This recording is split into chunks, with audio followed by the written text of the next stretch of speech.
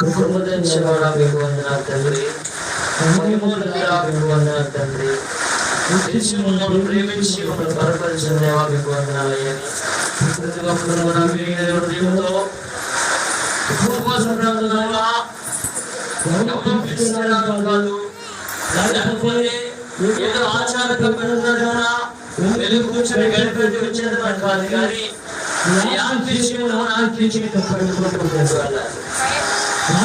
చేతుల్లో పడిపోతున్నప్పుడు తీసాలి. కుటుంబమైన సమయంలో నలిగిపోయిన సమయంలో దేవుడు మళ్ళా నేను కట్టడానికి, మన పాపాలను క్షమించుకోవడానికి, మన దోషాలు క్షమించుకోవడానికి మళ్ళా దేవుడికి ఇస్తున్న అవకాశం ఉపవాసం ప్రార్థనలో దేవుడు మరి బలమైన కార్యం చేయడానికి కృప చూపించారు కాక.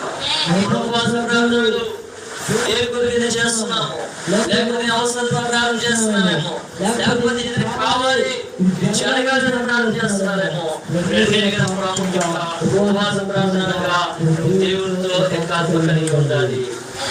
ఉపవాస ప్రార్థనగా దేవుడితో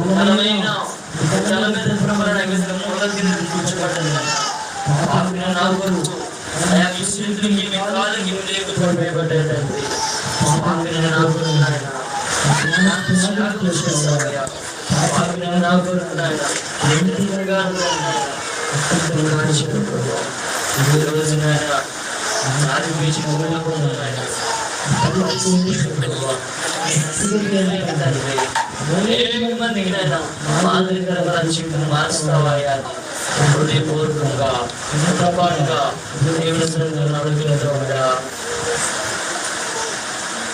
నీ ప్రేమ వర్ణించునా